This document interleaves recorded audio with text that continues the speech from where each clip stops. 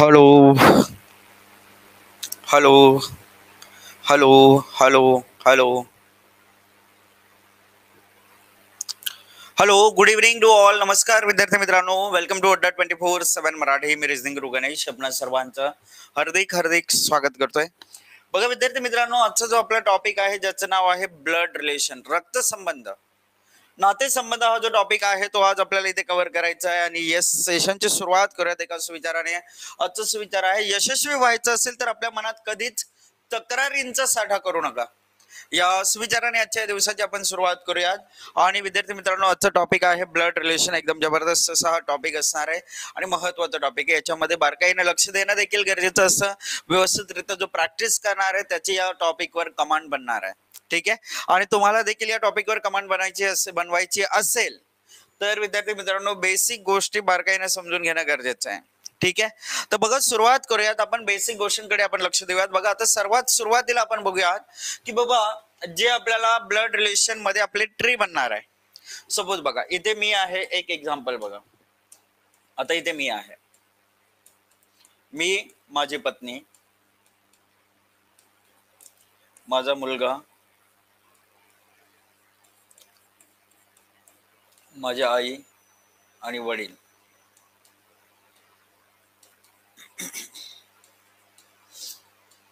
हे आपल्याला इथे दिलेले आहेत. बरोबर. अच्छा, आता हे कशासाठी मी काढले आहेत तर आपल्याला इंडिकेटर समजावे म्हणून. बघा, जे पुरुष असणार आहे ते पुरुष दर्शवण्यासाठी आपण स्क्वेअरचा वापर करणार आहोत. काय करणार आहोत आपण? पुरुष दर्शवण्यासाठी जे ट्री बनवणार आपण त्याच्यामध्ये स्क्वेअरचा वापर करणार आपण. ठीक आहे. आणि जर आपल्याला स्त्री दर्शवायची असेल तर आपण सर्कलचा वापर करणार. स्त्री दर्शवण्यासाठी आपण सर्कलचा वापर करणार. हजबंड अँड वाईफ, बघा, जर पती पत्नी दर्शवायचे असेल तर डबल हॉरिझॉन्टल लाईन्सचा आपण वापर करतो. इथे बघा, डबल हॉरिझॉन्टल लाईन्सचा वापर केला आपण. ठीक आहे. आणि ब्रदर, सिस्टर, कझिन, सिबलिंग्स दाखवायचे असेल आपल्याला, सिबलिंग्स सख्खे भावंडे जे आहेत ते सिबलिंग्स दाखवायचे आपल्याला. एकाच पॅरेंटचे चाइल्ड, जसं इथे बघा यांचे चाइल्ड आहेत. वडील, मी, माझी बहीण, माझा भाऊ. बघा, हा माझा भाऊ आहे, ही माझी बहीण आहे. तर हे दर्शवण्यासाठी मी काय दाखवलं? सिंगल हॉरिझॉन्टल लाईन दाखवली. सिंगल हॉरिझॉन्टल लाईन हे आपण कशासाठी दाखवतोय? ब्रदर, सिस्टर, सिबलिंग्स दाखवण्यासाठी. ठीक आहे. आणि शेवटी आहे जनरेशन गॅप दाखवण्यासाठी एक वर्टिकल लाईन जी आहे ती आपण दाखवते. बघा, वडील आणि माझ्यामध्ये एक जनरेशन गॅप आहे. मी आणि माझा मुलगा एक जनरेशन गॅप आहे. माझे वडील आणि माझा मुलगा यांच्यामध्ये 2 जनरेशन गॅप आहेत. बघा, मुलगा, मी आणि वडील, असे आमची 3 पिढ्या झाल्या. परंतु जनरेशन गॅप किती येणार आहे? 2 जनरेशनचा गॅप असणार आहे. मी माझ्या मुलासाठी वडील आहे, माझे वडील माझ्या मुलासाठी आजोबा आहेत. म्हणजे आजोबा आणि नातू यांच्यामध्ये 2 जनरेशन गॅप असतो. तर ही जनरेशन गॅप लक्षात आली. इंडिकेटर्स सुरुवातीलाच आपण इथे एक्सप्लेन केलेत. इंडिकेटर्स क्लिअर आहेत प्रत्येकाला? हे इंडिकेटर समजले तुम्हाला, ट्री समजणार आहे. ट्री समजले तुम्हाला प्रत्येक प्रश्न सॉल्व्ह करता येणार आहे पटापट. आणि ऍक्टिव्हली पार्टिसिपेशन ठेवा रे. बघा, जेवढे विद्यार्थी आहेत ना, विद्यार्थी मित्रांनो, माझी तुम्हाला रिक्वेस्ट असेल, प्रॉपर प्रत्येक प्रश्नाचं उत्तर देत चला. एखादी गोष्ट समजली नसेल तिथेच विचारा की सर मला हे पुन्हा सांगा. मी डेफिनेटली सांगेल. परंतु 10 प्रश्न झाल्यानंतर तुम्हाला आठवेल की सर पहिला दुसरा प्रश्न समजला नव्हता, मी रिपीट करणार नाही. जर तुम्ही ऍक्टिव्हली पार्टिसिपेट, बघा, पहिला प्रश्न झाला, दुसऱ्या प्रश्नावर पोहोचलो, तुम्ही लगेच टाकलं सर पहिला प्रश्न रिपीट करा, मी करणार आहे. मी 4थ्या प्रश्नावर गेल्यानंतर तुम्ही म्हणाल सर पहिला समजलं नाही, मी रिपीट करणार नाही. लक्षात ठेवा, ऍक्टिव्हली पार्टिसिपेशन महत्वाचं आहे. 3-4 जणांचे रिप्लाय येत आहेत बघा. ओमकार, निलिमा, आशुतोष, आदित्य, आशय, प्रेरणा. बघा रे, एवढे जण लाईव्ह दिसतात मला. फक्त एवढ्यांनाच समजलंय का रे? मेहनत नाही याच्यामध्ये, मेहनत नाहीये. येस नो टाईप करायला मेहनत नाही. मी तर तुम्हाला सांगेल वाय टाईप करा, एस साठी नो टाईप करा, नो साठी रिपीट करण्यासाठी आर टाईप करा. बघा, समजलं असेल एस टाईप करा, समजलं नसेल नो टाईप करा, रिपीट पाहिजे असेल आर टाईप करा. शॉर्ट ट्रिक्स, कारण आजकाल शॉर्ट ट्रिक्स महत्वाचे आहेत. आपल्याला टाईप करायचं कंटाळा येत असेल, बघा, येस नो लाही मी तुम्हाला शॉर्ट ट्रिक सांगितलं. वाय टाकलं म्हणजे मी समजेल तुम्हाला क्लिअर झाले. ठीक आहे. चला, आता हे झाले आपल्या ट्रीच्या बाबतीत. आता ट्री जे आहे, फॅमिली ट्री, मी तुम्हाला बनवून दाखवतोय. बघा, ज्या पिढ्या असतात ते कशा पद्धतीने बनणार आहे. बघा, आता इथे आहे मी, माझा मुलगा, माझा नातू, माझा पंतू. ठीक आहे. त्याच्यानंतर माझे वडील, वर गेलो तर वडील, वडिलांचे वडील माझ्यासाठी काय असणार आहेत? आजोबा. आजोबांचे वडील माझ्यासाठी असणार आहेत पणजोबा. किती पिढ्या झाल्या रे या? किती पिढ्या झाल्या टोटल? बघा, आज आपण 7 पिढ्यांची माहिती शिकणार आहोत पूर्णपणे. ठीक आहे, 7 पिढ्यांची इथे इन्फॉर्मेशन शिकणार आहोत. शुभम शिंदे, आपण जे शिकलेलो आहोत ते इथे मी रिपीट करणार आहे. आता जे आता झालं ना, इंडिकेटर्स आपण शिकलो. जे इंडिकेटर्स आता आपण स्क्वेअर काढलं, ते स्क्वेअर हे मेल दर्शवण्यासाठी यूज करणार, सर्कल हे फिमेल जी आहे स्त्री दर्शवण्यासाठी यूज करणार. या गोष्टी आपण शिकलोय. वर्टिकल लाईन जनरेशन गॅप जी आहे ती दर्शवण्यासाठी यूज करतोय. हॉरिझॉन्टल लाईन ही सिबलिंग्स दर्शवण्यासाठी यूज करतोय. आणि डबल हॉरिझॉन्टल लाईन्स हे मॅरिड कपल दर्शवण्यासाठी यूज करतोय. ही गोष्ट आपण शिकलेलो आहोत. क्लिअर? बघा, जो रिपीट सांगणार आहे त्याला मी रिप्लाय देणार आहे, परंतु त्याचंही कर्तव्य बनणार आहे समोरून रिप्लाय देणं. ठीक आहे, चला. आता इथे बघा काय झालं. पंतू, नातू, मुलगा, मी, वडील, आजोबा, पणजोबा, हे झाले आपल्या 7 पिढ्या. आता प्रत्येक पिढीमध्ये प्रत्येक जण वेगवेगळ्या नात्याने एकमेकांशी संबंधित असणार. आता बघा, मी इथे आहे, माझी पत्नी आली इथे, बरोबर. आता मी इथे आहे, माझी बहीण, माझा भाऊ, हे इथे आले. ठीक आहे. आता भावाची पत्नी असेल तर माझी कोण होणार आहे? वहिनी. ठीक आहे. अच्छा बघा, इथे पत्नी, पत्नीचा भाऊ असेल माझ्यासाठी काय होणार आहे? मेहुणा. ओके. अच्छा, आता इथे वडील आहेत, वडिलांची पत्नी काय येणार आहे माझ्यासाठी? आई. आईचा भाऊ असेल तो बनणार आहे आपल्यासाठी मामा. आईची बहीण असेल ती बनणार आहे आपल्यासाठी मावशी. हे झालं. चला, आता इथे वडील, वडिलांची बहीण जी असणार आहे ती असणार आहे आत्या. वडिलांचा भाऊ जो असणार आहे तो असणार आहे काका. काकांची पत्नी असणार आहे काकू. काकांचा मुलगा असणार आहे चुलत भाऊ, कझिन.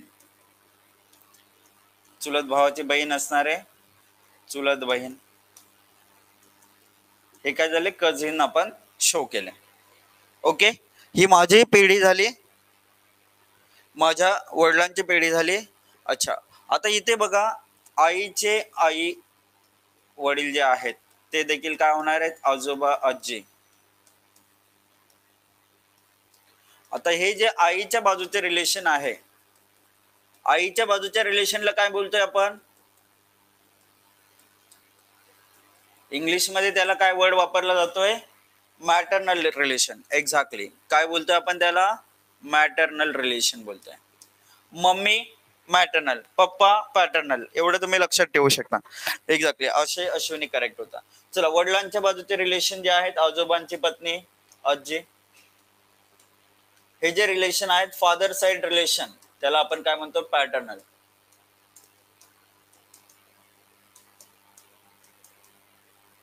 वडिलांच्या बाजूचं जे नाते आहे त्याला आपण काय बोलतोय? पॅटर्नल. ठीक आहे.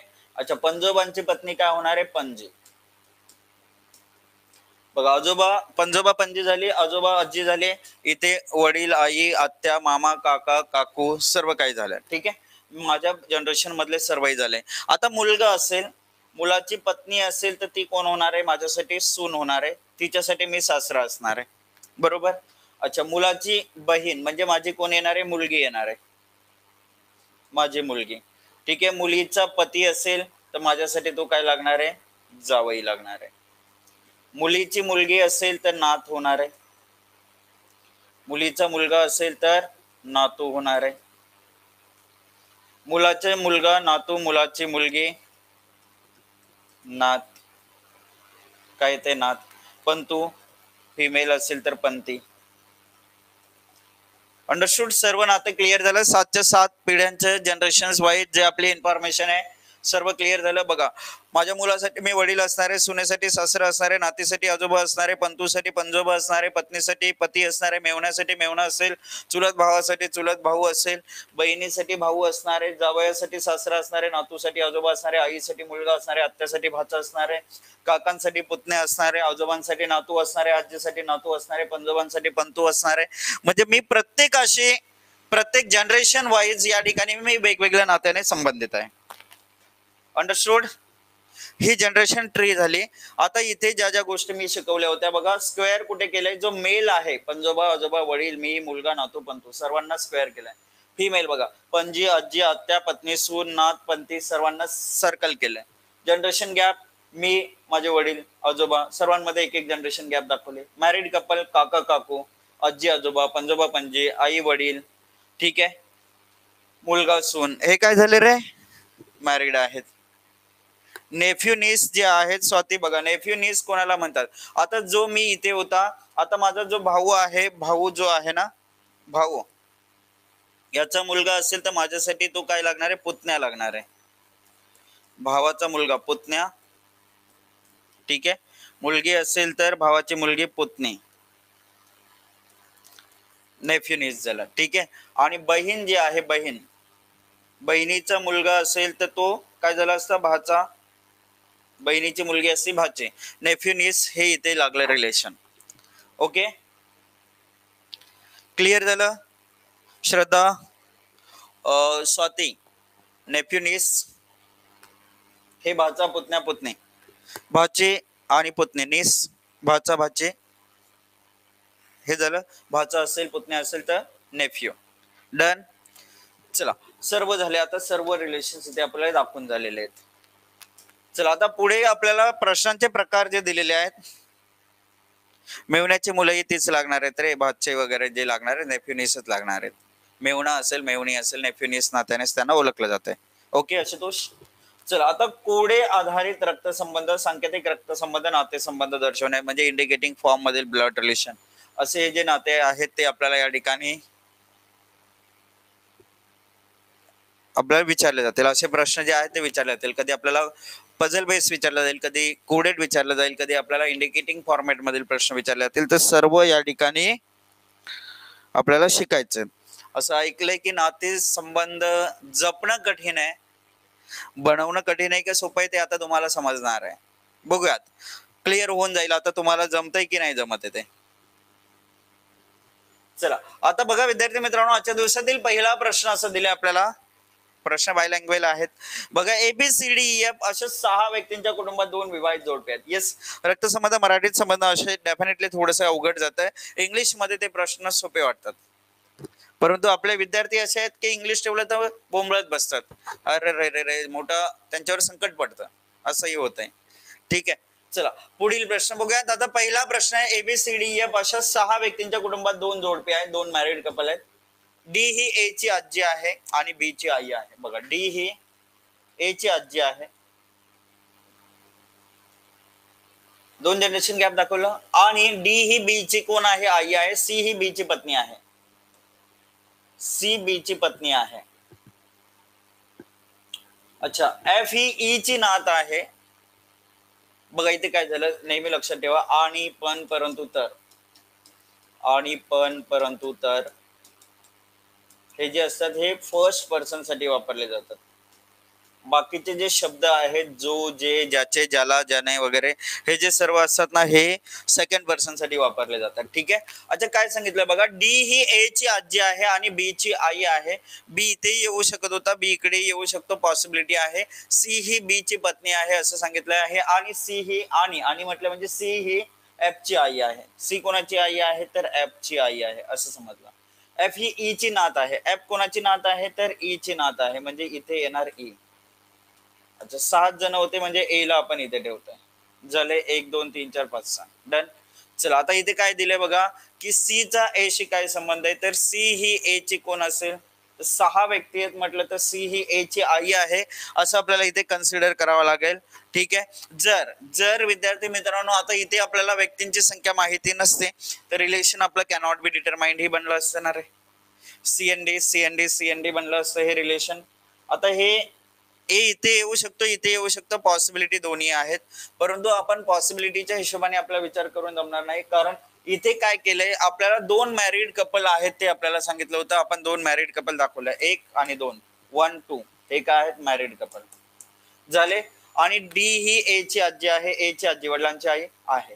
ठीक आहे. अच्छा, इथे आपण बघितलं. त्याच्यानंतर बघा, नेहमी लक्षात ठेवा, डी इज ग्रँड मदर म्हटलंय, पॅटर्नल मॅटर्नल दिलेलं नाहीये. जर असं दिलेलं नाहीये तर आपला प्रेफरन्स जो दिला जातोय तो पॅटर्नलला दिला जातोय. इंग्लिश मध्ये आपण बघितलं, मॅटर्नल पॅटर्नल दिला नाहीये, तर याचा अर्थ त्याला पॅटर्नलला आपण फर्स्ट प्रेफरन्स देणार. ओके. आणि फर्स्ट प्रेफरन्स पॅटर्नलला दिलं, त्यामुळे हे उत्तर जे आहे हे आपलं परफेक्ट येणार आहे. हे इकडे दाखवायची आवश्यकता नाहीये.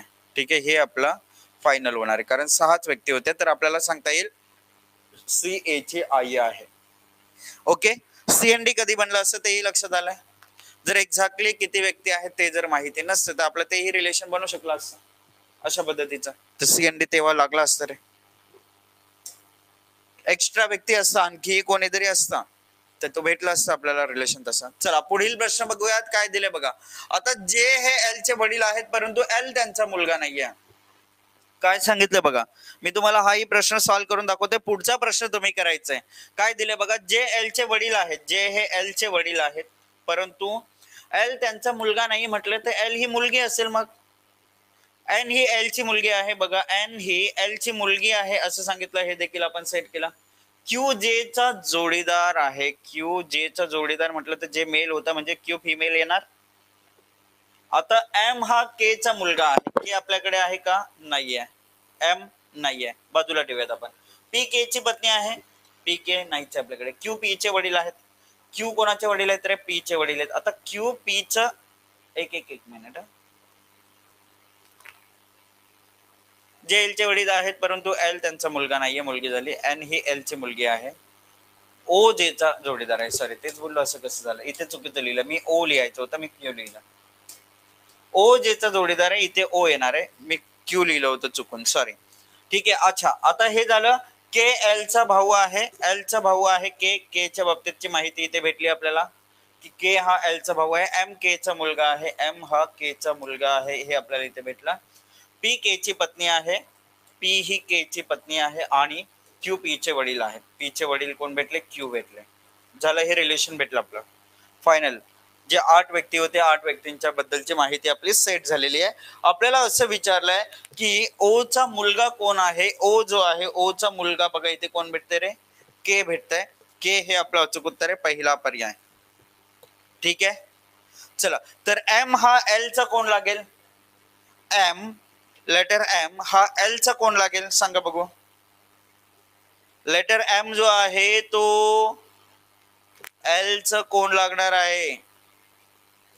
व्हेरी गुड, करेक्ट उत्तर दिले सर्वांनी. पहिला पर्याय के उत्तर दिलेलं आहे. आता मुलगा नाही रे लागणार. इथे एल आणि के हे भावंडे आहेत. एलच्या भावाचा मुलगा आहे. भावाचा मुलगा हा कोण असतो? नेफ्यू असते, भाचा. उत्तर येणार आहे एम हा एलचा भाचा आहे, भाचा आहे. ओके, समजलं का रे? पुतण्या नाही रे सिद्धू, पुतण्या कधी लागतोय? आता मी आहे, माझ्या भावाचा मुलगा माझा पुतण्या लागेल, परंतु बहिणीचा मुलगा माझा भाचा लागणार आहे. आता माझी बहीण आहे, तिच्यासाठी माझा मुलगा पुतण्या नाही तर भाचा होईल. आलं लक्षात पुतण्या आणि भाचा मधला फरक? चला पुढील प्रश्न, प्रश्न क्रमांक तिसरा. प्रश्न क्रमांक तिसरा. चला, आता इथे काय दिले बघा, 3 पिढ्यांच्या कुटुंबात 8 सदस्य, ती माहिती सांगितली. चला आता तुम्ही सॉल्व्ह करायचा हा प्रश्न, ट्राय करा. दोन्ही भाषांमध्ये प्रश्न आहे, वर इंग्लिश. बघा, जर मराठीमध्ये काही समजलं नाही ना, वरचा भाग रीड करा, म्हणजे तुम्हाला अडचण येणार नाही.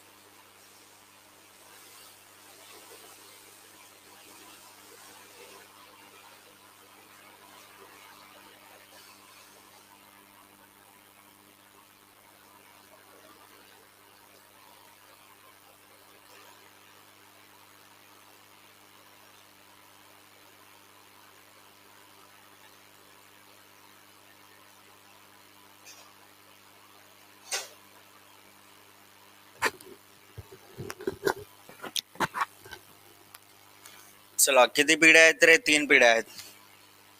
3 पिढ्यांच्या बाबतीत माहिती दिलेली आहे, त्याच्या बेसवर आपल्याला उत्तर काढायचंय.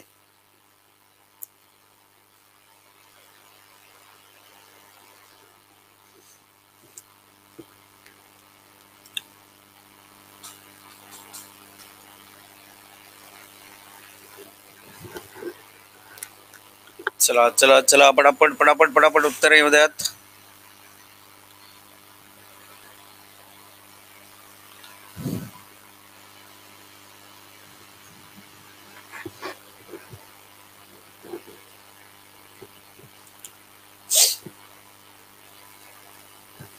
हर्षाली म्हणते वाय. ओके, बाकी विद्यार्थी फास्ट.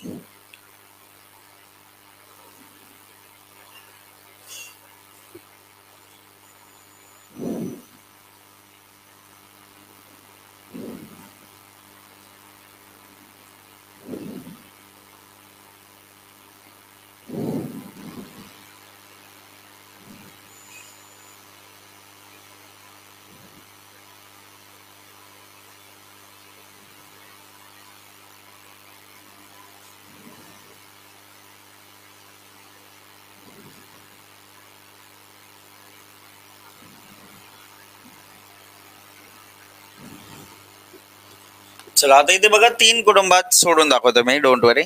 कोणी सी उत्तर देते, कोणी बी उत्तर देते, कोणी ए देखील देते. ए बी सी 3 उत्तर आलेत. वाय म्हणणारे आहेत, जी म्हणणारे आहेत, झेड म्हणणारे आहेत.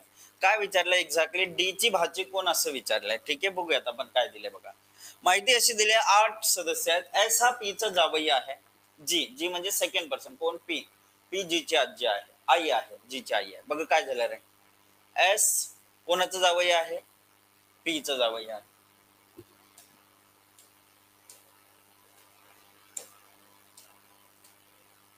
एस हा पी चा जावई आहे. पी च्या मुलीचा पती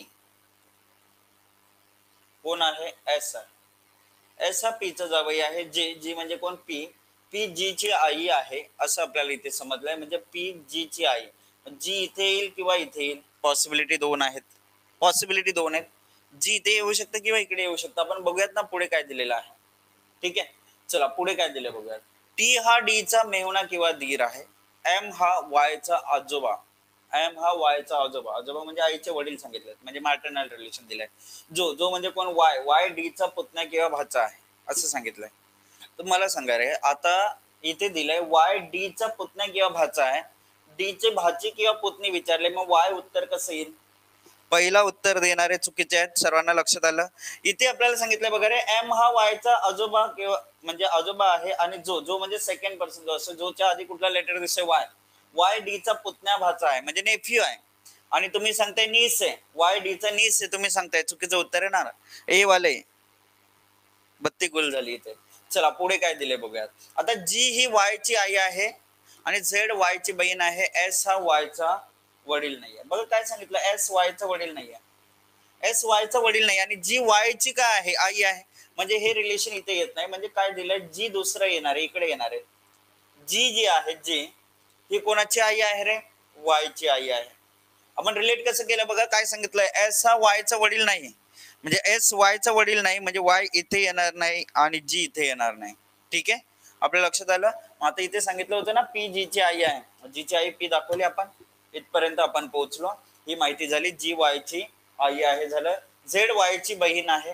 झेड ही वाय ची बहीण आहे. इथपर्यंत आपण दाखवलं एस वाय चा वडील नाही. 1 2 3 4 5 6 6 जण झालेत. किती जण झालेत आपल्याकडे आता? 6 जण झालेत. आता राहिलंय कोण कोण ते बघूयात आपण. काय सांगितलंय बघा. एम हा वायचा आजोबा आहे, आईचे वडील आहेत. वायच्या आईचे वडील म्हणजे इथे आला कोण? एम. म्हणजे एम आणि पी मॅरिड भेटलं का रे? कारण काय सांगितलं, एम हा वायचा आजोबा आहे, आईचे वडील आहेत. वायच्या आईचे वडील झाले हे सेट झालं. जो जो म्हणजे वाय. वाय डी चा कोण आहे रे? पुतण्या किंवा भाचा आहे. वाय डी चा पुतण्या किंवा भाचा आहे म्हणजे वाय मेल आला तर कोणाचा पुतण्या किंवा भाचा आहे रे? डी चा. मग डी ला जागा एकच राहिले ना, डी इथे आला. 1 2 3 4 5 6 7 जण झाले. ठीक आहे, आता आपल्याकडे किती माहिती दिली होती? 8% ची माहिती दिली होती. ठीक आहे, कोण राहिलं आपलं सेट करायचा? जो कोणी एक्स वाय झेड कोणी असेल आपल्याला विचारलंय काय की बाबा रे डी ची पुतणी कोण आहे, तर डी च्या भावाची मुलगी कोण दिसते, झेड दिसते. झेड म्हटलं तर पर्याय सीच आपलं उत्तर येणार आहे. पर्याय सी ज्या ज्या विद्यार्थ्यांनी उत्तर दिले त्यांचं उत्तर बरोबर आहे. कारण डी च्या बहिणीची मुलगी दिसते ना रे, कोण कोण दिसते, झेड दिसते. आपलं उत्तर फायनल तेच येणार आहे. ओके डन झालं, हे सर्व क्लिअर. टी राहिला होता बघा, टी हा डी चा मेवना किंवा दीर आहे. टी राहिला होता ना, टी राहिलेला तो डी चा मेवना. मेवना म्हणजेच काय झालं, बहिणीचा पती. टी हा डी चा मेवना आहे, बहिणीचा पती. झालं उत्तर आपलं फायनल. आठ लोक जे पाहिजे होते, 8 जण झाले सेट. इथली ही लाईन राहिली होती बघा, टी डी चा मेवना किंवा दीर आहे. तो मेवना आला तर इकडे होणार आहे, दीर आला तर पतीचा भाऊ म्हणजे इकडे येऊ शकत होता. टी इकडेही चालला असता, टी इकडेही चालला असता. मेवना म्हटलं तर बहिणीचा पती झाला, मेवना होतोय. आणि पतीचा भाऊ दीर होतोय, मेवना किंवा दीर म्हटलंय म्हणजे तो टी कन्फ्युजिंग आहे, परंतु येस 8वा व्यक्ती होता तो, हे आपल्याला इथे दिसतंय. हा, इथे मात्र टीच्या बाबतीत जर कुठली इन्फॉर्मेशन विचारली असती तर मग ते थोडस कन्फ्युजिंग झालं असतं की टी जीचा कोण लागतोय, तर किंवा टी हा एस चा कोण लागतोय, तर हे सांगणं थोडस कठीण बनलं असतं. ओके चला पुढील प्रश्न. प्रश्न क्रमांक 4. आता इथे किती व्यक्तींची माहिती दिली, ABCDEF असे 6 व्यक्ती आहेत. सी ही ऍप ची बहीण आहे. आता मी दाखवते तुम्हाला हा प्रश्न सॉल्व्ह करून. मागील प्रश्न तुम्ही केलाय, एक पुढचा प्रश्न मी करून दाखवतो बघा. सी ही ऍप ची बहीण आहे, ऍप ची बहीण सी, पहिला पॉइंट झाला आपला. बी ईच्या पतीचा भाऊ आहे, डी ए चे वडील आणि एफ चे आजोबा आहेत. एफ चे आजोबा आहेत कोण, डी. म्हणजे 1 आणि 2 जनरेशन गॅप आपल्याला कोण भेटते रे, डी. हे भेटलं. डी ए चे वडील आहेत, ए इथे येऊ शकतो किंवा दुसरीकडे याचे वडील असू शकतात किंवा नसतील. पुढे बघूयात. गटात 2 वडील, 3 भाऊ आणि 1 आई आहे असं सांगितलेलं आहे. बघा काय झालं, किती जण आहेत रे, 6 जण आहेत. किती जण, 6 जण. सी ही ऍप ची बहीण आहे, हे तर फिक्स होता. बी ईच्या पत्नीचे, बी हा ईच्या पतीचा भाऊ आहे. बघा रे काय झालं रे, ई जो आहे, ईच्या पतीचा भाऊ कोण आहे, बी आहे. बी हा ईच्या पतीचा भाऊ आहे असं सांगितलंय. ईच्या पतीचा भाऊ बी भेटला आपल्याला. मग जर हे असं इन्फॉर्मेशन भेटते विद्यार्थी मित्रांनो, तर जो ए इथे होता तो ए इथे आला असता, वर डी असं जातोय आपल्याला इथे बघायला भेटेल. आणि इथे याच्या खाली काय येतंय, एफ सी येते असं आपल्याला बघायला भेटू शकतं. हे रिलेट आपण करू शकतो अशा पद्धतीने. तर गटामध्ये 2 वडील भेटतात का रे, बघा. एफ सी चा वडील भेटला इथे ए, हा वडील भेटला. ए चा वडील भेटला डी, 2 वडील भेटले, येस भेटले.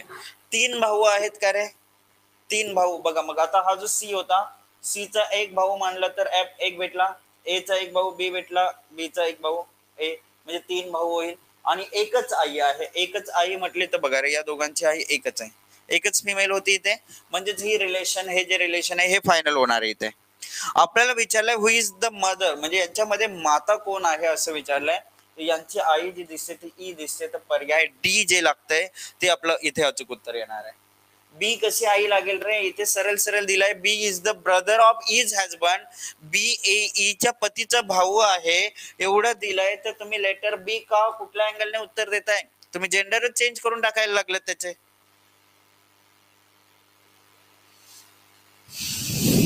अच्छा, कठीण काम करू नका रे, मी तुम्हाला म्हटलं होतं नाती सांभाळणं कठीण आहे, नाती संबंध ट्री बनवणं कठीण आहे का सोपं, ते तुम्हाला आता इथे समजणार आहे. लक्ष देऊन आपण उत्तर दिले पाहिजेत.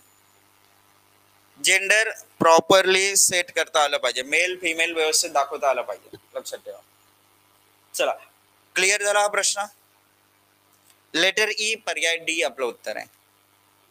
चला पुढील प्रश्न बघूया, प्रश्न क्रमांक 5. आता हा प्रश्न तुम्ही सॉल्व्ह करायचा आहे. हा प्रश्न तुम्ही सॉल्व्ह करायचं जमेल, डेफिनेटली जमेल, व्यवस्थित सॉल्व्ह करा.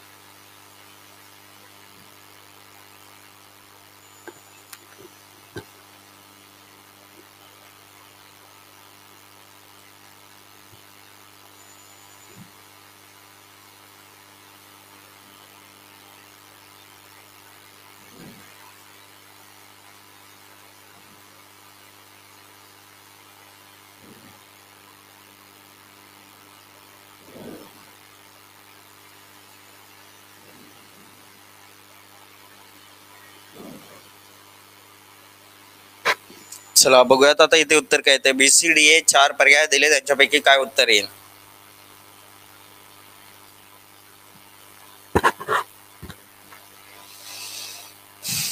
एका गटात ABCDE 5 व्यक्ती आहेत. पर्याय दुसरा सी. ओके, बघ काय झालं आता.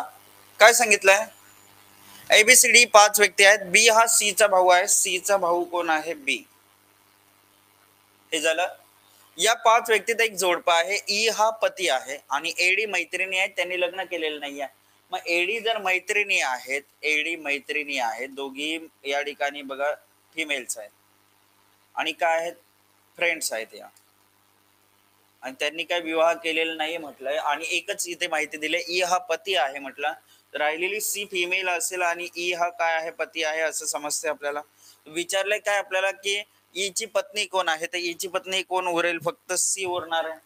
कारण बी तर मेल होता आपल्याला माहिती आहे, एडी काय होते, फिमेल्स होते. म्हणजेच काय झालं रे, बी कॅन्सल होतंय, एडी कॅन्सल होतात, कारण या फिमेलचे दोघींनी लग्न केले नाही. तर सी हे एलिमिनेशनने उत्तर देता येईल. एलिमिनेट करूनही आपल्याला डायरेक्टली उत्तर देता आलं असतं डेफिनेटली. चला पुढील प्रश्न, प्रश्न क्रमांक 6. प्रश्न क्रमांक 6 काय दिले बघा. ए ही बी ची आई आहे. ए कोणाची आई आहे, बी ची आई आहे. बी ही सी ची बहीण आहे. बी आणि सी बहिणी आहेत असं सांगितलं. डी हा सी चा मुलगा आहे. डी सी चा मुलगा आहे हे दाखवलं. ई हा डी चा भाऊ आहे. ई हा डी चा भाऊ आहे. एफ ही ई ची आई आहे. ई ची आई कोण, ई ची आई, एक मिनिट, एफ ई ची आई आहे.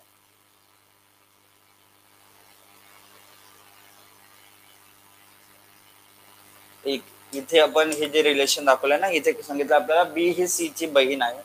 आपण इथे रिलेशन दाखवता वेळेस हे आपले इथे दाखवलं आपण बी सी ची बहीण आहे हे दाखवलं.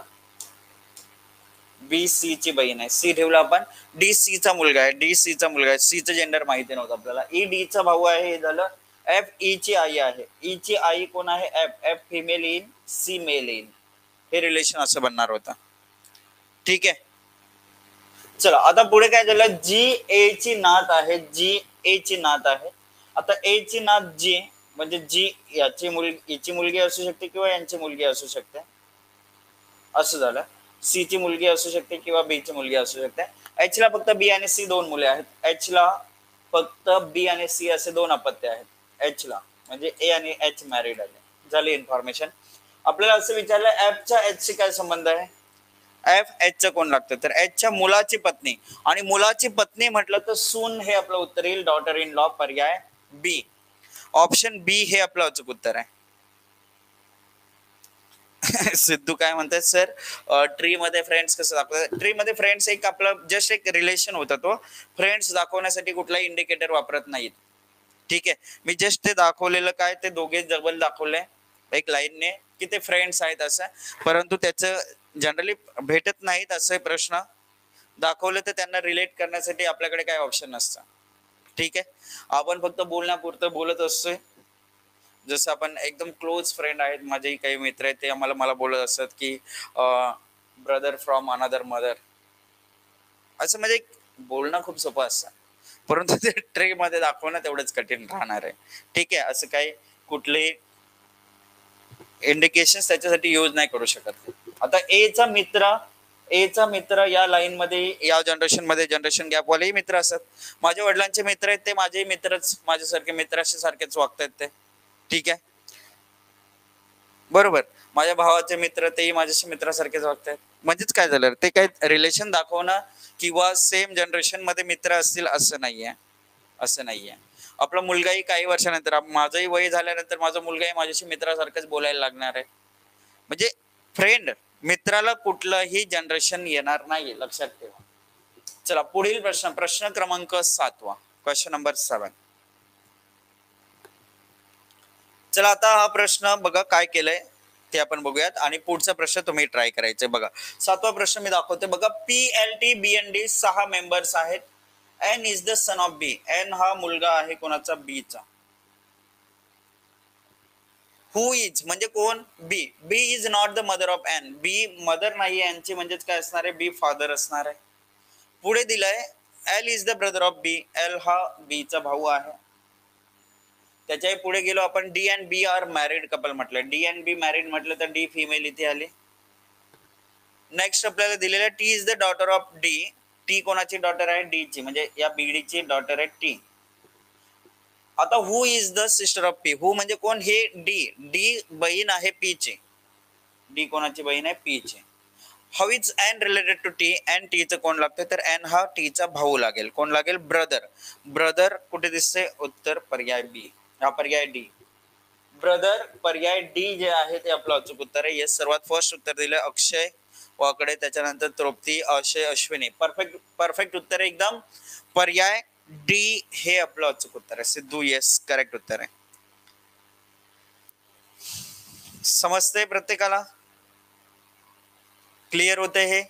चला पुढील प्रश्नाकडे जाऊयात. प्रश्न क्रमांक 8. Question number 8.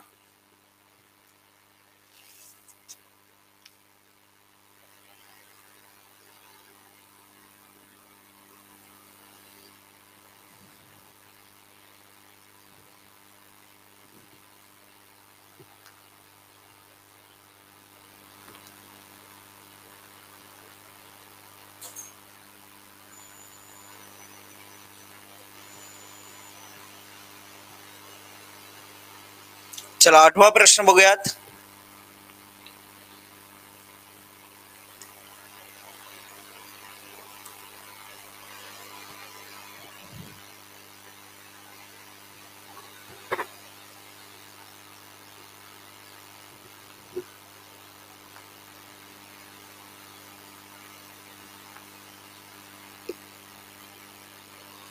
बघा, जी हा के चा पिता आहे. जो हा सेकंड पर्सन साठी वापरतोय. आता जो म्हणजेच काय? हु कोणासाठी लागतोय रे? या के साठी लागणार. म्हणजे त्याच्या लेफ्टला जो असतो ना एलिमेंट, त्याच्यासाठी लागत असतो, लक्षात ठेवा. ठीक आहे. अच्छा बघा, जी हा के चा पिता आहे. चला पर्याय बी. पर्याय बी सून सून सून उत्तर यायला सुरुवात झालेली आहे. बघूयात काय उत्तर येते. बघा, जी हा के चा पिता आहे. जी के चा पिता आहे. जो म्हणजे के बी चा भाऊ आहे. के हा बी चा भाऊ आहे, आपण दाखवलं. के ने यू शी विवाह केलेला आहे. के आणि यू मॅरिड आहेत, म्हणजे यू फिमेल इथे येणार आहे. आपल्याला विचारलं काय? यू चा सी शी काय नातं आहे? ठीक आहे. बी ही सी ची मुलगी आहे. बी सी ची मुलगी आहे म्हटलं तर जी आणि सी मॅरिड भेटले. यू चा सी शी काय नातं आहे? तर सी ची मुलाची पत्नी म्हटलं तर सून उत्तर येते. पर्याय बी अचूक उत्तर आहे. पर्याय बी एकदम परफेक्ट उत्तर आहे. पर्याय बी हे आपलं अचूक उत्तर आहे. परफेक्ट, एकदम करेक्ट आहे. एकदम अचूक उत्तर आहे. Yes, right.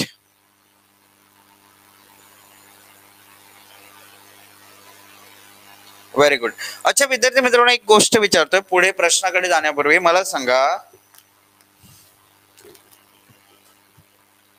आता इथे बघा जवळपास 35 जणांच्या आसपास विद्यार्थी माझे क्लास अटेंड करतात. काल रात्री आपलं 9 ते 10 क्लास झाला. मी तुम्हाला सांगत असतोय की विद्यार्थी मित्रांनो, आपलं सेशन संपल्यानंतर तुम्ही रेटिंग जे येतात ते 5 स्टार रेटिंग सबमिट करा, किंवा तुम्हाला जे वाटतं योग्य. मी सांगतोय 5 स्टार. तुम्हाला वाटत असेल की सरांनी एक प्रश्न कमी केला किंवा काय वाटलं तर तुम्ही कमी करू शकता, ते तुमची इच्छा. परंतु रेटिंग कोण देतंय? कोणाला देता येणार आहे? जो शेवटपर्यंत सेशनला प्रेझेंट राहतोय तो. बरोबर. मला माहितीये 9 ते 10 मी सेशन घेतला. अच्छा, माझ्या सेशनला सुरुवातीपासून 40 जण प्रेझेंट आहेत समजा, आणि सेशन संपायच्या वेळेस 10च्या आसपास. आय नो की थोडा रात्रीचा वेळ होता काल, आज नाही आपलं 9 ते 10 सेशन. परंतु 15 जण जर राहिले तर 15 जणांपैकी रेटिंग किती जण देणार? सर्वच देतील असंही नाही, 10 जण देणार. मग 40 जणांना शिकवलं मी, 1 तास पूर्ण शिकवलं. ही चुकी आहे का?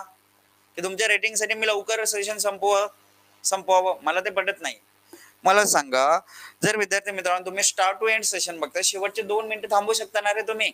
कारण शेवटचे 2 मिनिटे हे काही ना काहीतरी विद्यार्थ्याने एखाद्याने क्वेरी विचारलेली असते, ती मी त्याला उत्तर देतोय, तेवढ्यात तुम्ही निघून गेलात. म्हणजे 1 तास मी शिकवलं, त्याच्यामध्ये तुम्ही रेटिंग देणं सोडून गेलात. कोणासाठी? कोणामुळे? एखाद्या प्रश्नाचं उत्तर मी देण्यामध्ये व्यस्त झालो त्यामुळे. मग तुम्ही स्टार्ट टू एंड जर 58 मिनिटे सेशन बघताय तर शेवटचे 2 मिनिटेही बघू शकता ना रे? मी 1 तास पूर्ण सेशन घेतोय. तुम्हाला माहितीये स्टार्ट पासून तुम्ही बघितलं असेल, डे 1 पासून कुठलं सेशन असं आहे जो आपलं 1 तासाच्या खाली झालेलं? म्हणजे 58 ते 60 मिनिटं माझं पूर्ण सेशन होतच होतं. असं कुठलाही सेशन नाही की जो मी एकदम आधी सोडलं. 50 मिनिटं, 51 मिनिटं, 52 मिनिटं, बिलकुल नाही. कधी केलंय मी असं? मग तुमच्याकडून जर मी तुम्हाला बघा जास्तीत जास्त कंटेंट देण्याचा मी प्रयत्न करतोय आणि जर तुम्ही मलाच रेटिंग देणार नसाल, 1 मिनिटासाठी तुम्ही जर लवकर निघून जाणार असाल, तर मग त्याचा अर्थ काय? मग तुम्हाला 50 मिनिटात सोडलेलं बरं राहील. काय वाटतंय तुम्हाला सांगा? काय वाटतं, रेटिंग देणं गरजेचं आहे की 2 मिनिटासाठी तुम्ही लवकर निघून जाणं इम्पॉर्टंट आहे? मला सांगा पटकन. तसं असेल तर मी 50 मिनिटामध्ये सेशन संपवतोय. मला सांगा तुम्ही, सेशन जास्त घेणं ही चुकीची गोष्ट आहे की जास्त कंटेंट देणं ही चुकीची गोष्ट आहे की विद्यार्थ्यांच्या क्वेरीजचं उत्तर देणं हे चुकीची गोष्ट आहे? मला सांगा पटकन. कुठल्याही फॅकल्टी असो, आता मी तुम्हाला का विचारतोय त्याच्या मागचं कारण बघा रे, मी मी विचार करतोय ज्यावेळेस आमची रेटिंग येते. अच्छा बघा, मला ना ज्यावेळेस मी फॅकल्टीशी चर्चा करतोय, कोणी म्हणतंय माझ्या सेशनला एवढे विद्यार्थी होते, कोणी म्हणते तेवढे विद्यार्थी होते, आणि माझ्या सेशनला सर्वाधिक विद्यार्थी, मी विचार करतोय अरे माझ्या सेशनला सर्वाधिक विद्यार्थी आहेत, सर्वात जास्त विद्यार्थी जर माझ्या रिझनिंगच्या सेशनला आहेत, मग रेटिंग मध्ये आकडा कमी का? जे विद्यार्थी किती विद्यार्थी रेट करतात त्याच्यामध्ये रिपोर्ट मध्ये विद्यार्थ्यांची संख्या माझ्या सेशनला कमी का? मी जास्त कंटेंट देतोय म्हणून की जे लेवल जे घेतोय ना, मला माहिती आहे विद्यार्थी मित्रांनो, ही थोडीशी काही विद्यार्थ्यांना कठीण वाटणारी लेवल असते, परंतु मला जर वाटलं असतं ना की एकदम सोपं सोपं म्हणजे विद्यार्थ्यांना खुश करण्यासाठी मी सोपे सोपे प्रश्न ठेवावे असं जर वाटत असतं ना, तर मला तेही जमलं असतं. तुम्हाला मी हॉनेस्टली सांगतोय, जे मी कंटेंट तुम्हाला देतोय ना, याच्यापेक्षा डिफिकल्ट क्वेश्चन परीक्षेमध्ये येणार नाही, जे कंटेंट मी तुम्हाला देतोय. लक्षात घ्या. आणि तुम्ही पेपर्स पाहिलेले आहेत, तुम्ही माझं युट्यूब सेशनही पाहिलेलं आहे, तुम्ही माझे पेड सेशन्सही पाहिलेले आहेत, तुम्ही परीक्षेतले पेपरही पाहिलेले आहेत. असं कुठलाही प्रश्न तुम्हाला भेटणार नाही की जो माझ्या शिकवलेल्या प्रश्नाच्या पेक्षा डिफिकल्ट आलेला आहे. मी तुम्हाला मजा वाटावी किंवा तुम्हाला सेशन अटेंड करत असताना एन्जॉयमेंट वाटावं की हा मला जमतंय म्हणून मी शिकवणार नाहीये. तुम्हाला मी असं कंटेंट देईल की इथे तुम्हाला थोडंसं डिफिकल्ट वाटेल, परंतु तुम्ही परीक्षेमध्ये प्रश्न बघितला तो तुम्हाला सोपा वाटेल. आता तुम्ही ठरवा काय करायचंय. मला ना प्रत्येक विद्यार्थ्याकडून अपेक्षित आहे की यस, प्रत्येक विद्यार्थ्याला सेशन संपल्यानंतर प्रत्येक विद्यार्थ्याकडून मला रेटिंग भेटली पाहिजे. ठीक आहे. तर होपफुली आजपासून जे विद्यार्थी माझं सेशन अटेंड करतायत शेवटपर्यंत स्टार्ट टू एंड सेशन बघतील, 1 तासाचं सेशन कंप्लीट बघतील आणि सेशन संपल्यानंतर रेटिंग देतील. ओके, बघूयात एक्नॉलेजमेंट किती जण देत आहेत आता. बघा आता इथे प्रश्न क्रमांक 9. आय नो की हे प्रश्न थोडेसे मोठे आहेत, परंतु IBPS पॅटर्न नुसार मी तुम्हाला शिकवतोय. तुम्ही बघितलं असेल पुस्तक, बघा महाराष्ट्रातलं कुठलंही पुस्तक घ्या, तुम्हाला या लेवलचे प्रश्न तुम्हाला भेटणार नाहीयेत. माझ्याकडे पुस्तक आहेत, भरपूर सारे पुस्तक आहेत. जेवढे प्रकाशनाचे पुस्तक रिझनिंग साठी वापरले जातात ना, सर्वच मी बघितलेत. कशात काय आहे ना ते मलाही माहिती आहे, परंतु विद्यार्थ्यांना काय द्यायचं ते मी तुम्हाला सांगतोय. ठीक आहे. 1-2 लाईन मध्ये संपणारे प्रश्न पुस्तकांमध्ये अवेलेबल आहेत. तुम्ही बघा, पुस्तकं उघडून बघा, आताही बघू शकता. चला आता इथे बघा काय दिलेलं आहे. ABCDEFG एका कुटुंबाचे सदस्य आहेत, ज्यामध्ये 4 वयस्कर असून 3 बालके आहेत. 4 लोक वयस्कर आहेत आणि 3 बालक आहेत. त्यांच्यापैकी जे बालक आहेत त्यांच्यापैकी F आणि G मुली आहेत. F मुलगी आहे, G मुलगी आहे. A आणि D हे भाऊ असून A डॉक्टर आहे. A आणि D भाऊ असून A डॉक्टर आहे. AD कोण आहेत तर दोघेही भाऊ आहेत आणि A काय आहे तर एक डॉक्टर आहे. माहिती भेटली. E एक इंजिनियर असून 2 भावांपैकी एकासोबत विवाहबद्ध असून E ला 2 अपत्य आहेत. ठीक आहे. B D सोबत विवाहित आहे. B कोणासोबत विवाहित आहे? D सोबत विवाहित आहे. आणि G त्यांचं अपत्य आहे. G कोण आहे आपल्याला वर सांगितलेलं आहे. G ही मुलगी आहे. हे झालं. अच्छा, B C ची कोण लागते असं विचारले. आता मला इथे सांगा, E एक इंजिनियर असून या 2 भावांपैकी विवाहित होते एकासोबत. E एक इंजिनियर होते आणि त्यांना 2 अपत्य होते. म्हणजे राहिलेले बघा 7 जणांपैकी जे राहिलेत, कोण कोण राहिलेत तर F राहिलेली मुलगी आणि राहिलं कोण? C. 2 मुली होत्या म्हणजे C हा मुलगा असणार होता. तर B C ची कोण लागते असं विचारलंय, तर C च्या वडिलांचा जो भाऊ आहे म्हणजे काका, C चा काका जो आहे, काकाची पत्नी काकू होईल. काकू कुठे लागतं रे? उत्तर पर्याय D लागतंय. काय उत्तर आलं? पर्याय D, काकू हे आपलं उत्तर असेल. सिद्धू काय म्हणतात, सर नाही भेटत, प्रश्न भेटत नाहीत म्हणून तर डबल बॅच घेतली IBPS साठी. एक्झॅक्टली विद्यार्थी मित्रांनो, बघा जो कंटेंट मी तुम्हाला देणार आहे ना, ऑल टाइम बेस्ट कंटेंट तुम्हाला भेटणार आहे इथे. ठीक आहे. आणि मलाही माहिती आहे सर्व पुस्तकांमध्ये काय भेटतंय. आजकाल बघा जी पुस्तकं, जुनीच पुस्तकं आहेत रे, TCS IBPS नुसार प्रश्न म्हणजे विचारायला लागले ना, फक्त कव्हर चेंज झालं. TCS IBPS नुसार हे पुस्तक आहे, कव्हर चेंज झाले, प्रश्न तेच ठेवलेले आहेत रे. त्याच्यामुळे सांगतोय, हे जे तुम्हाला भेटतंय हे तुमच्यासाठी एकदम बेस्ट कंटेंट राहणार आहे. याचा सराव केला ना तर तुम्हाला कुठलाही प्रश्न जमणार म्हणजे जमणार, लक्षात घ्या. चला प्रश्न क्रमांक 10 आता इथे बघूयात. बघा हा एक प्रश्न घेऊ, याच्यानंतर आपण कोडेड ब्लड रिलेशन करायला सुरुवात करू आणि जेवढे प्रश्न होतील तेवढे घेऊ. बाकीचे प्रश्न उद्याच्या सेशन मध्ये कोडेड ब्लड रिलेशन आणि इंडिकेटिंग ब्लड रिलेशन यांचा सराव आपण करू. ठीक आहे. चला आता इथे बघा हा जो प्रश्न आहे 10वा प्रश्न, ABCDEFG कुटुंबातील सर्व सदस्य एकत्र प्रवास करत आहेत. किती सदस्य आहेत रे? 7 सदस्य. सी आणि डी ही बी ची अपत्य आहेत. बी ची अपत्य कोण आहेत? सी आणि डी. जेंडर माहिती नाही, कोणाचं जेंडर माहिती नाही पडलं. सी आणि डी बी ची अपत्य आहेत ना, बी चं जेंडर माहिती पडलं ना, सी डी चं माहिती पडलं. पुढे जाऊयात. पुढे काय दिले बघा, ए ला एकच मुलगा जी आहे, ज्याचं लग्न कोणासोबत झालंय? ई सोबत झालंय. आता आपल्याकडे ए जी ई तिघेही नाहीयेत, म्हणजे पुढे रीड करावं लागेल. पुढे रीड केलं, बी ही एफ ची आजी आहे. बी कोणाची आजी आहे रे? एफ ची आजी आहे. बी फिमेल हे एवढं माहिती पडलं. जो जो म्हणजे कोण? एफ. एफ ई चा मुलगा आहे. आता ई चा मुलगा, तर ई चा मुलगा म्हणजे जर तुम्ही बघताय बी ही एफ ची आजी आहे आणि तो एफ जो आहे तो ई चा मुलगा आहे असं म्हटलंय, तर एफ इथे येईल. एफ हा ई चा मुलगा आहे असं झालं. आणि सी चा एफ शी काय संबंध आहे असं विचारलंय. आणि आपल्याला काय सांगितलंय? सी डी ही बी ची अपत्य आहेत. ए ला एकच मुलगा कोण आहे? ए ला एकच मुलगा आहे जी, ज्याचं ई शी लग्न झालेलं आहे. ए ला एकच मुलगा आहे कोण? जी. जी चं लग्न कोणासोबत झालेलं आहे? ई सोबत झालं. एफ हा कोणाचा मुलगा आहे? ई चा मुलगा आहे. सी चा एफ सोबत नातं आपल्याला विचारलेलं इथे. ए बी एकमेकांशी विवाहित आहेत, इथे दिलेला आहे ए बी. हा पॉइंट राहिला आपला. ए बी एकमेकांशी विवाहित आहेत, इथे ए भेटला आपल्याकडे. अच्छा इथे ए होता ना रे, वरचा पॉइंट आपला सुटला होता. ए बी एकमेकांशी विवाहित आहेत. ए ला एकच मुलगा आहे कोण? जी. मग जी जर मुलगा आहे कोणाचा? ए बी चा, तर जी हा मुलगा झाला म्हणजे सी डी या मुली झाल्या. तर आपल्याला हे रिलेशन असं दिलंय. आणि एफ इथे येते म्हणजे ई आणि जी मॅरिड असणार आहे, हे झालं रिलेशन. मग सी चा एफ शी काय नातं आहे? तर वडिलांची बहीण. वडिलांची बहीण म्हटलं तर आत्या हे आपलं उत्तर येईल, पर्याय चौथा.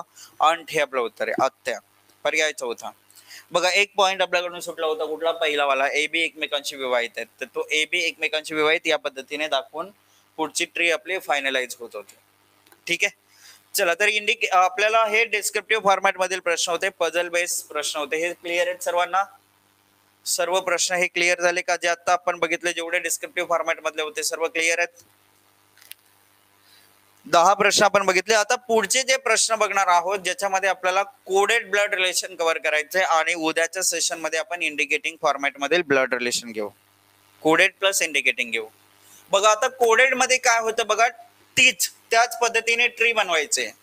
ट्री जे आहे ती त्याच पद्धतीने जशी जशी माहिती भेटेल तशी.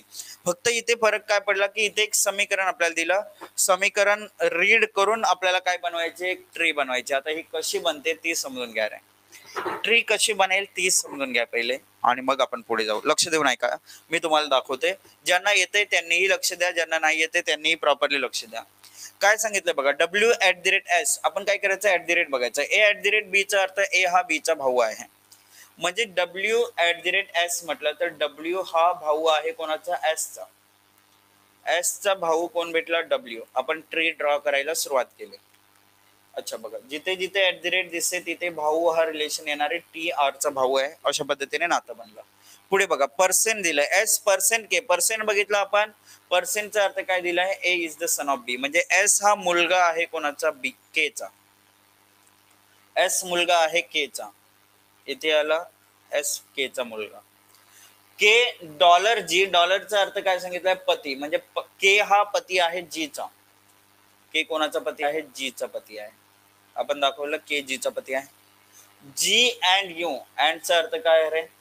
अँडचा अर्थ बघा, अँडचा अर्थ काय दिला इथे, आई, म्हणजे जी आई आहे यू ची, यू आई आहे टी ची, असं त्याचा अर्थ होईल बघा. जी आई आहे कोणाची, यू ची, बघा जी यू ची आई आहे, यू आई आहे कोणाची, टी ची, यू टी ची आई आहे, आणि टी भाऊ आहे कोणाचा, आर चा, आणि आर प्लस सी प्लसचा अर्थ काय सांगितलाय, पहिल्या व्यक्ती दुसऱ्याची मुलगी आहे, म्हणजे आर मुलगी आहे कोणाची, सी ची, म्हणजे यू आणि सी मॅरिड भेटेल, झालं. आर मुलगी आहे सी ची. बघा तुम्हाला इथेच पुन्हा रिपीट करून सांगतोय विद्यार्थी मित्रांनो, काय दिले बघा रे.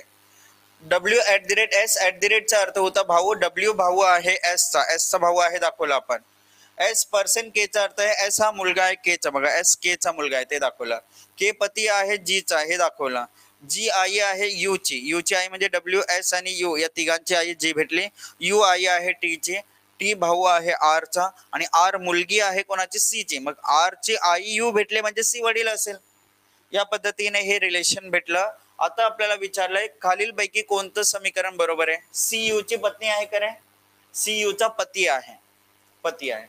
जी डब्ल्यू चे वडील आहेत का, डब्ल्यू ची आई आहे, कॅन्सल झालं. सी के चा सासरा आहे का रे, सी के चा जावई आहे, म्हणजे हे देखील चुकीचं झालं. उत्तर काय येईल, पर्यायचा होता. जी आर ची आजी आहे, बघा आरच्या आईची आई, आईची आई, आरच्या आईची आई आहे जी, यस आहे, म्हणजेच पर्याय डी आपलं उत्तर आहे.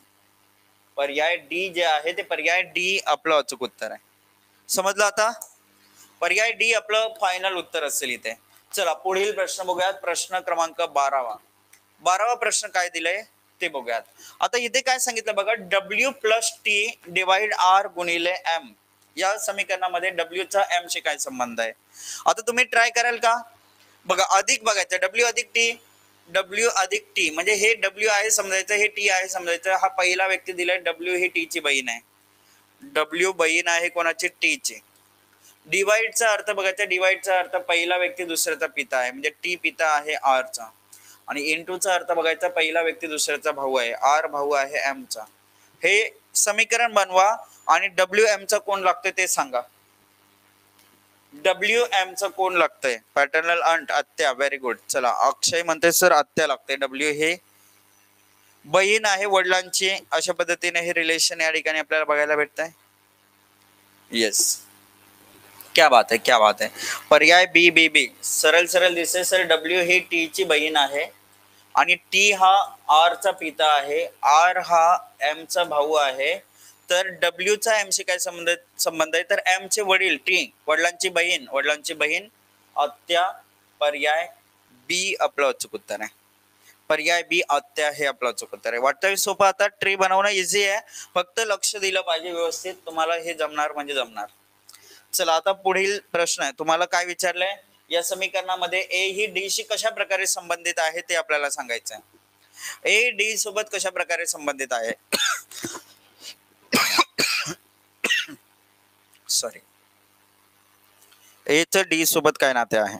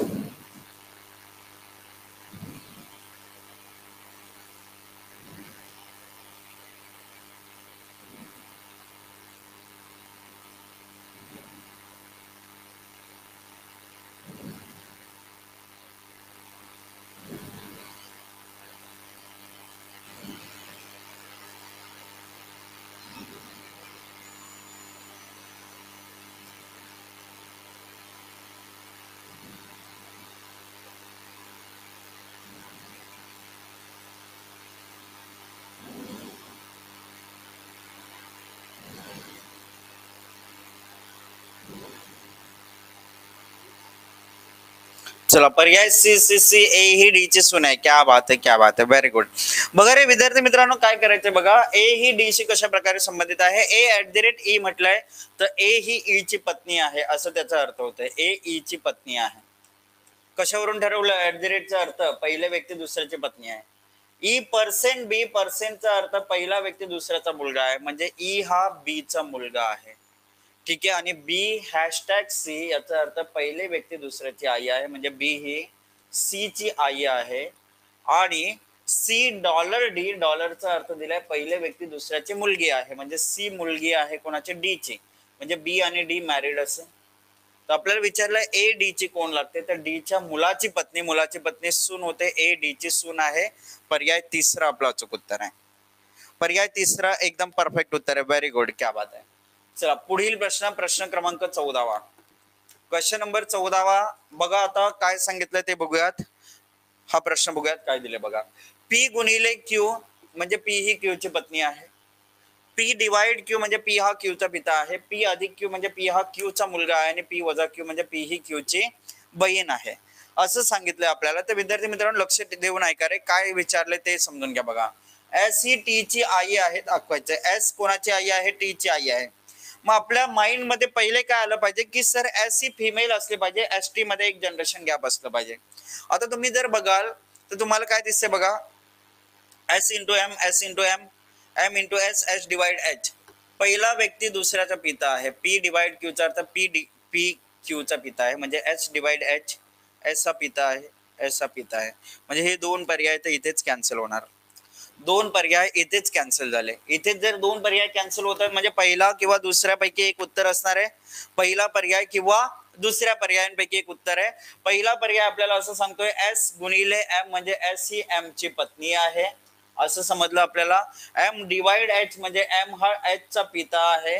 आणि एच वजा टी म्हणजे एच ही टी ची बहीण आहे. मग याचाच अर्थ एस टी ची आई झाली. येस सर, एस टी ची आई आहे हे पहिल्याच विधानावरून भेटते, म्हणजे पहिला पर्याय आपला अचूक उत्तर आहे. काय उत्तर आलं? पहिला पर्याय एस ही टी ची कोण आहे? आई आहे. बी का नाही येणार ते सांगतोय बघा. बी वाले मी तुम्हाला सांगतोय बघा. एस पत्नी आहे कोणाची? एम ची. हे आपल्याला बी पर्याय सांगतोय.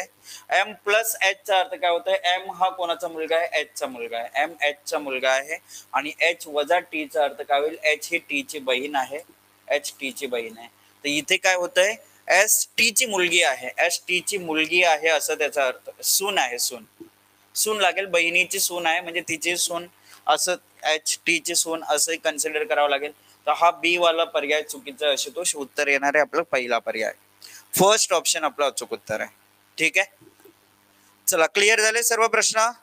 प्रत्येक विद्यार्थ्याला क्लिअर आहे? बघा रे विद्यार्थी मित्रांनो, बघा अशा पद्धतीने हे जे क्वेश्चन्स असतात ते आपल्याला विचारले जातात. त्यांची उत्तरं जी आहेत ते आपल्याला जमले पाहिजेत. सेशन संपल्यानंतर बघा रायटिंग जे आहे ते जरूर सबमिट करा. सेशन कसं वाटलं ते नक्की सांगा.